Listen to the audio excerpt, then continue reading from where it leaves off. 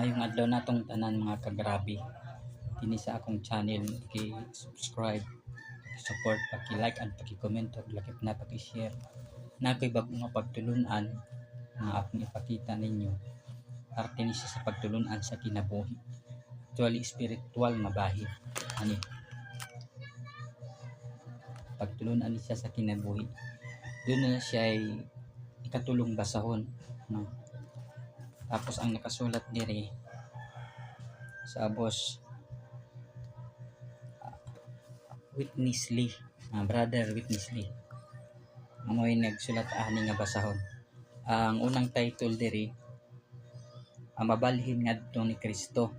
Oh, kay katulong basahon naman ni sa pagtulunan sa kinabuhi. Nausa ni Kristo. Magbalhin diha ni Kristo.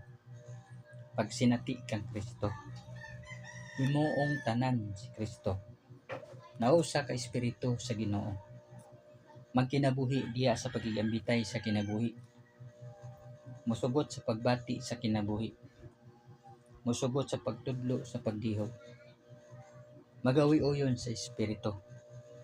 Magulat sa pag-anhi sa Ginoo. Malalin aron masugat sa Ginoo.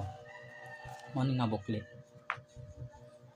Ingon nga mga Kristohanon kita nga nangandoy kanunay sa pulong sa atong Ginoo. Nangandoy sa kaluwas. Nagkinahanglan punta sa mga espiritual nga mga butang. Dili man makatagbaw nato bisan ang mga kalibutanong butang. Ari ta sa mga espirituhanon nga butang. So diri sa akong channel, no, paki-subscribe lang ninyo.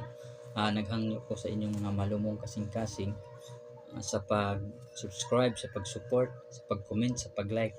Dako na kaayo ng katabang ninyo diri nako.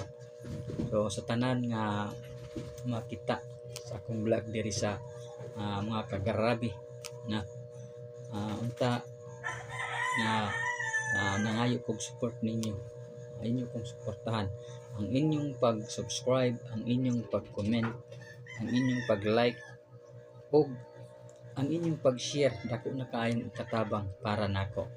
So God bless natong tanan. Unta ang Ginoo sa kanunay maana nato kung sa atong ginahimo karon adlaw. Unta ang Ginoo kanunay nagpanalangin nato, labi na natong mga magtotoo sa Ginoo.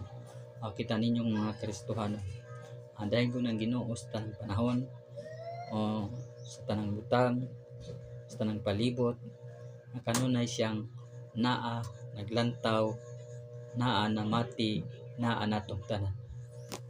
Salamat